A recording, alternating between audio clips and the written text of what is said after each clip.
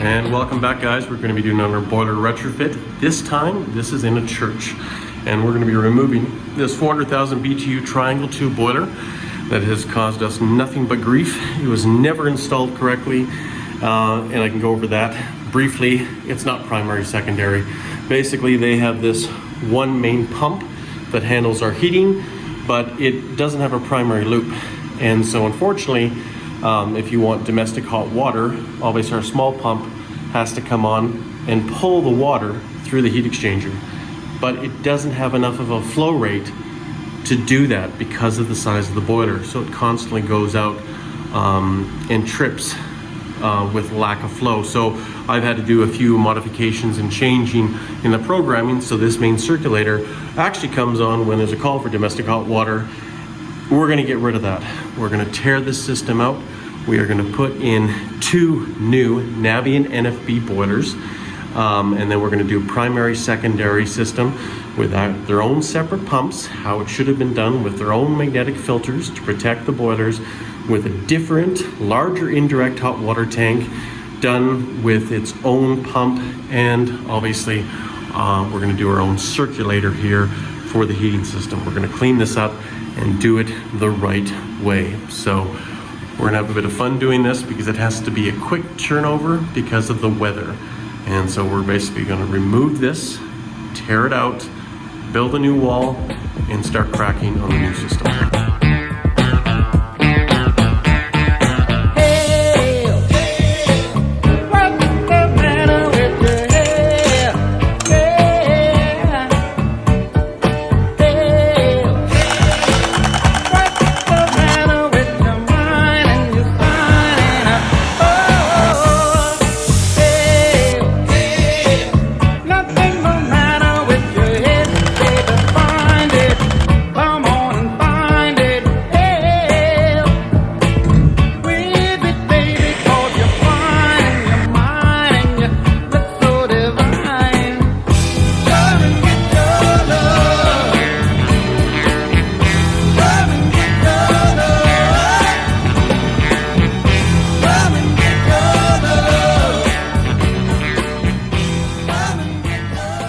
And we're back, guys. We are complete.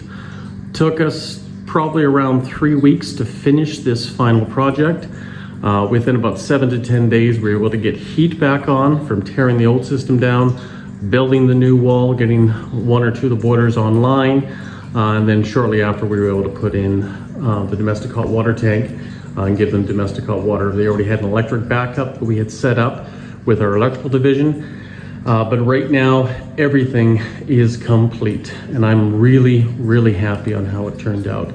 And I will be going over with the pastor and a few other church officials, explaining to them this whole setup and how it works. But while you guys are here today, let's go over that. Now, from what you saw in the earlier video there, we had a triangle tube boiler that was sitting here, and the piping just was not correct. The boiler itself had its own issues, but the piping was not primary, secondary. And that's what we did here. We changed this around so that we put in dual NFB-250 200H Firetube boilers, and each one of them are going to be able to work independently if one goes down. They are cascaded together with our common venting up there. And keynote 2, we used our flappers there, our special vent flappers, which you have to do in common venting. And ultimately what we did is we did our primary, secondary piping the way it should have been done. So instead of having 2 pumps before, now we have a total of 4 pumps. 1 for each boiler to protect the boiler, the system pump for the heating, and our domestic hot water pump. Here we used UPS 2699s just for our flow rates, using a UPS 1558s, just a little bit too small, especially when you have 1.25" piping coming out of this particular unit here. And how we did this is we actually did it in reverse return. I just like doing it. It's how I was taught. It just has a chance, if both these systems are firing full fire, well, then it's just an equal balance. First one fed is last one to return. I've got a lot of questions about that. A lot of people don't see that, especially a lot of manufacturers out there. They just say, hey, just pipe the first one, then into the second one, third one, and so on and so forth. I like doing reverse return.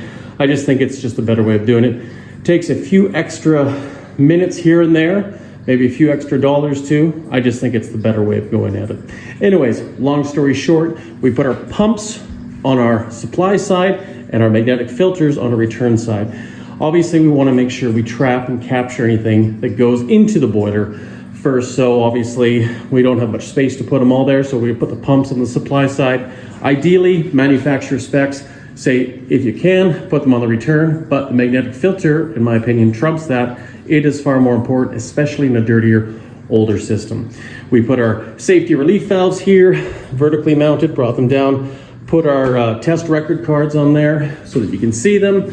Same with our relief valves, and also our test for our backflow test and pressure reducing valve. I like to have everything documented when the inspector comes, and then they can see what type of equipment is used, what's labeled, so on and so forth, especially with this T&P valve, model number, all that stuff. Over here, we have our secondary piping. Clean, simple, neat, closely spaced tees.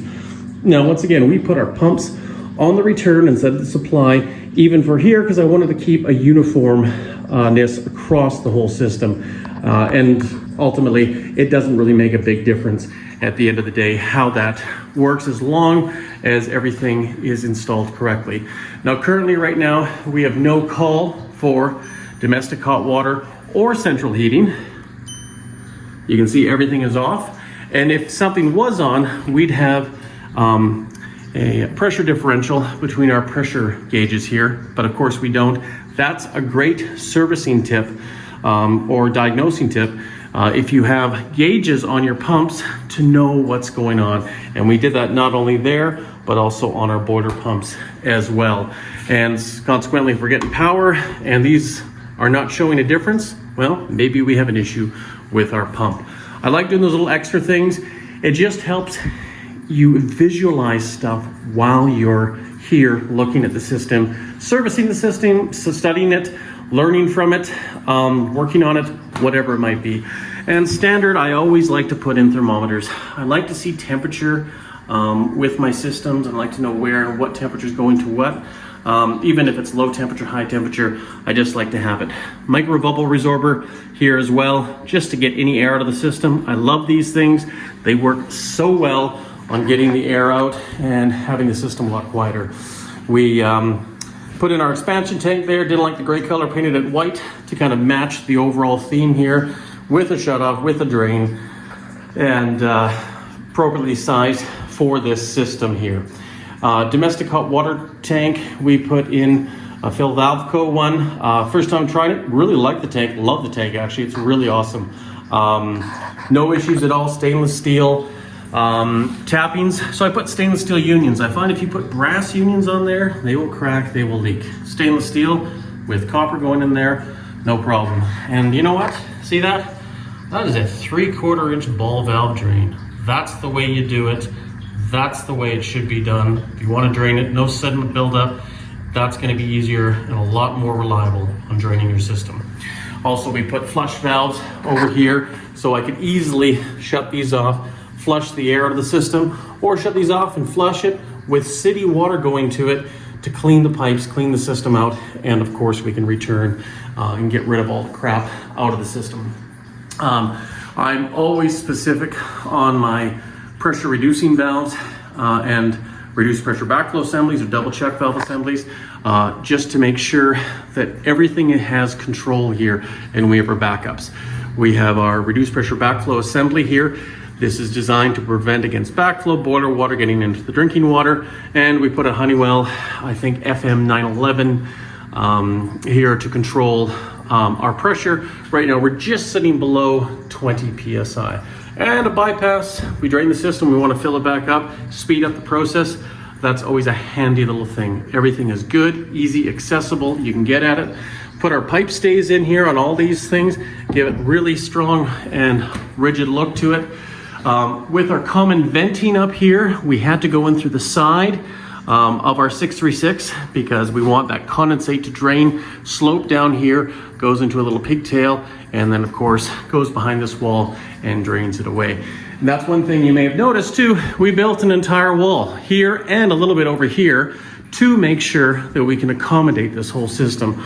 Over here, you can see behind here, we still have access. If we need to get behind here, we can, and I made sure that was part of the plan in order to make sure our serviceability is there. Obviously, we put our little lighting package up here. Some people, it's a little bit much. For me, I want to know who did this and why we did this and had some pride on it. It serves a practical purpose on top of a few things.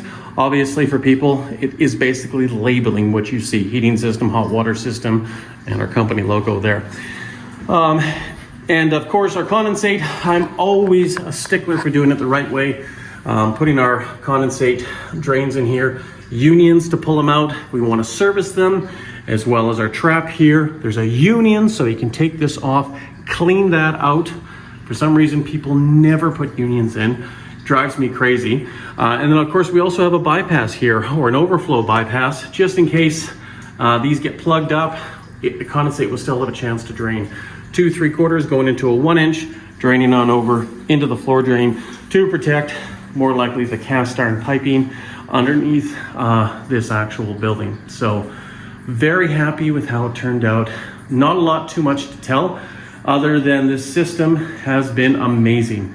It has done wonders. Right now, the church has probably never been so warm because the system is working properly. And with these 2 boilers here, Navien has a 15-to-1 turn down ratio. That's why I love them. One of the reasons why I like it. A lot of boilers sometimes just have a 10-to-1, but they can modulate down and just give you the correct temperature you are desiring for a certain time of year. We have our outdoor sensor tied into this, so obviously it's not going to get too hot in this building. And of course, if domestic hot water calls for heat over there, or calls for an actual call for domestic hot water, these boilers are going to kick in, ramp up to 180 degrees, and get this up. We've already tested it. Took less than 20 minutes, probably closer to 10, 15, and they had 60 US gallons of hot water, just like that. So very happy with the system. If you guys are interested and curious about Navien, check out our other videos, check out Navien itself. Great company to install with, great warranties, great training. You know, you don't have to be the best boiler on the job to sometimes have one of the best products out there, because at the end of the day, it's not just the boiler, it's the company that it represents, the installer, and ultimately, if all those things come together, you're gonna have a great experience with Navien. So once again, another boiler system done and installed. Take care, and we'll see you on the next one.